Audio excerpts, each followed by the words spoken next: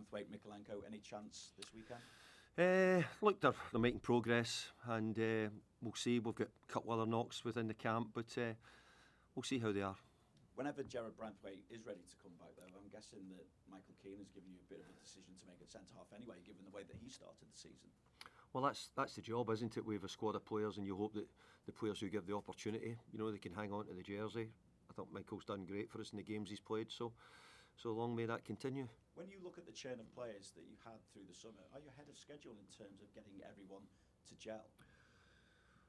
Well, I think we've started well enough, but I always hoped that we'd got off to a good start and hoped that we could, not be round the bottom end of the league. I'd hope we'd always be closer to the top end of the league.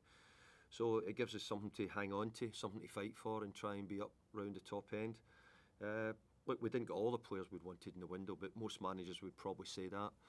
But I have to say that we've got a fair amount, and we get quite a bit of work done in the summer. So hopefully we're moving in the right direction. What confidence is that foundation that you've created this season now given to the lads to move forward from here now? Well, I've told the players that we certainly want to go away from the position we've been in over the last few years. It's been difficult for the managers, it's been difficult for the club and the players, especially for over the last few years. We want to enjoy it, we want to try and play better, we want to try and win more often. We're trying desperately to challenge all the big teams, and we'll try and do that throughout the season. So what's the build-up been like to a Merseyside derby? Has it changed over the years, given your involvement in it? Well, football's changed a lot of ways for coaches and managers. There's much more games now in football. There's more opportunities to watch games live than maybe there was years and years ago. But I have to say, we have another game. We prepare for it. We want to keep our good form going, and we look forward to going to Anfield and seeing how we perform. For the fans, it's obviously always an occasion. How would you describe the Merseyside derby? Well, I think any big derbies in any cities, big cities, are always really important. This has always been an incredibly difficult game for me personally, because we've always come up against a really good Liverpool teams, whatever it's been. Teams who've had some great players over the years and made it really hard for us. But we've always been competitive. It will not change.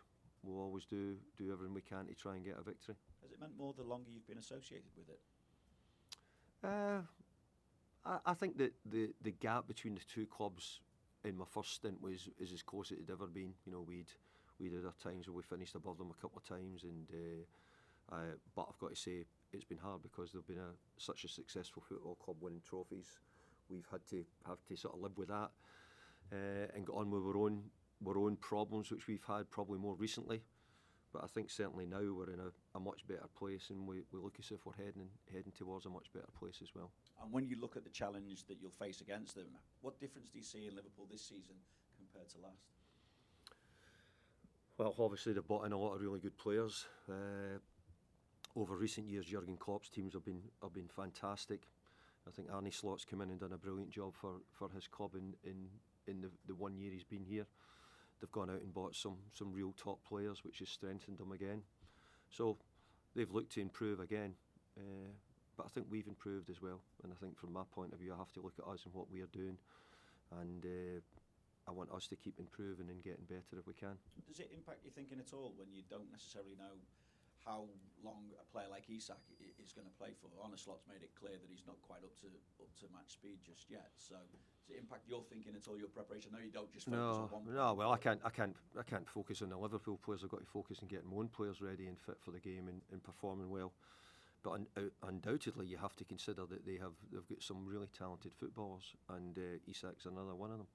Thank you, David. Thanks, Vinny. We'll go to John T at Premier League Productions. Morning, David. How you doing? Talk about your own personal experience there of Merseyside derbies. Do you notice it in the players, though, in the build-up to what is undoubtedly a game with such scrutiny, such attention, there's such a buzz around the city? Do they feel it as well? Well, if you've played in derbies or you've been involved in them, you'll know that it's always hugely important to win it if you can. That's the job. So I think everybody's fully aware of it. I don't think MD's led. It's led by the media, obviously, and the supporters. Such a big game. It's come quite early in the season, this one, so it'll give us a chance to see where we are against certainly one of the top teams. From your personal experiences, do you have a favourite derby moment, a favourite derby game that Off the top of my head, I probably couldn't reel one off. We'll take that then. When you talk about Liverpool this season, it seems, although they dominate for moments of the game, it almost seems that there are moments and pockets for opposition to play themselves into it. How are you instructing your team to manage this game correctly and try and take advantage of those moments? Well, I certainly wouldn't tell you if I was going to do that, because that would be giving it away. But your question is a good one, in as much as that it is, I think they're Liverpool have shown at different times where they've been very, very good, and then there's been other times where they've shown some vulnerability where they've conceded goals. We'll have to try and take advantage of those moments as well. We played them last year at Anfield and lost an offside goal, and we want to try and run them close again. We want to go work hard. Maybe this time it will fall in our favour. And no doubt you'll need to be prepared for the full 90 plus however long. They're leaving it late quite often this season. Yeah, they are. They've got a strength which a lot of the clubs are having. I heard Mikel calling them finishers the other day. So I think it's a big part of the game now that you should be able to bring people off the bench and maybe help them change the game, and they can have an impact. Teams are using it. Certainly the teams at the top of the league who've got so many games and play a lot of games are needing the extra players. We have as well. We think we've got people as well who are not always the starters, who we think can come on and finish the games as well. Thank you, David. Best luck. Thank you. Thanks, Johnsy. We'll go to Julia, Radio Merseyside. Morning, David. Morning. Do you enjoy a derby as a manager? I think I'd be lying if I said yes. I think it's much easier if you're probably the team who've probably got the strongest squad. I think we're up against it, so we have to go there and fight for everything we can. We've got to go there and be competitive and make sure that we play. We're showing signs of improving, and hopefully we can show that in the game. Those signs of improving. The Villa stats: 20 shots but only 2 on target, and the XG was 2.17. Are you concerned you didn't get a goal in that game? And do you use those stats at all? Are you massively bothered? I like the thought of 20 shots, because that's telling us we get. I mean, you need to, if you actually look into it and you say, what does it mean? We had quite a few shots blocked by very good defending from Aston Villa. So there's parts of that you've got to look at it and see what you take out of it. I hope we continue. I hope we get 20 shots on target at Anfield when we go there tomorrow. You've just been saying there about Liverpool's late goals. I think let me start that again. Get my words out. They're winning after 83 minutes and beyond, and in additional time. When you're coaching your players this week, how do you sort of stay switched on when tiredness is kicking in those latter stages? Well, the better sides tend to sort of wear you down a little bit and start to, things might change. It's concentration changes with defenders or things. In the main, we've shown resilience as a side defensively as well. So we hope we can maintain that. Very difficult to coach it, except for letting people be aware, and obviously we're all aware. It was the same when it was Fergie. Fergie used to get Fergie time, used to be looking at his watch and telling the referees he wants more extra time, and used to get goals late on because his team kept preparing themselves to score. We're always very attacking. I see that the same with Liverpool. Last week I asked you about James Garner, and I just like put another good performance in as well against Villa. Given he's playing in a position at left back, or has been having to cover, how do you coach that to teach him? And has Leighton Baines had a role in that? Well, Leighton Baines has a role in everything, because we're all involved in trying to prepare the players and get them ready for the games. I think Jimmy's playing as well as any player at the moment. I think he's probably playing as well as any English midfield player in the country at the moment as well.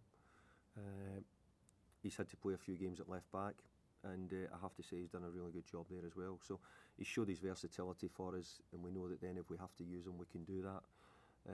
But ultimately, I think his form as a midfield player this season's been really, really good.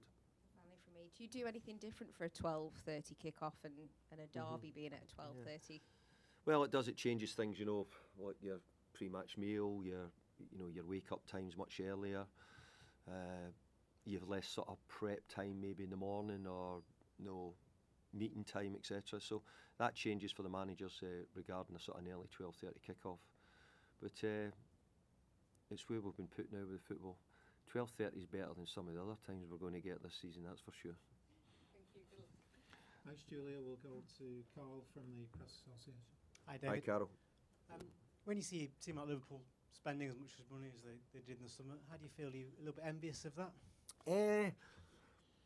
Well, you have to earn the right to. First of all, you have to win, and you have to be in the big competitions, which makes the money. I found at West Ham, 3 years in Europe allowed us to spend money, allowed us to bring money in, up to spending. So from that point of view, that I think Liverpool have been entitled to do it. I heard Arnie sort of defending himself about that he's brought in a lot of money as well, which he rightly has done. But I still think they've spent more in one player than we've spent in the whole squad. Does that sort of indicate the task that faces you? I don't think that's the biggest issue. I think it's just having a realism about where the games are and maybe where the clubs are. And that's what I'm saying is I need to try and shorten the gulf between the two clubs. At the moment, Liverpool are champions, probably favourites, if not second favourites for the Champions League. And we're not. We're Everton at the moment, who've just come out of 3 or 4 difficult seasons, and we're just beginning to rebuild. So trying to sort of bridge that gap at the moment is quite difficult to do. Thanks, Carl. Any further questions in the open section?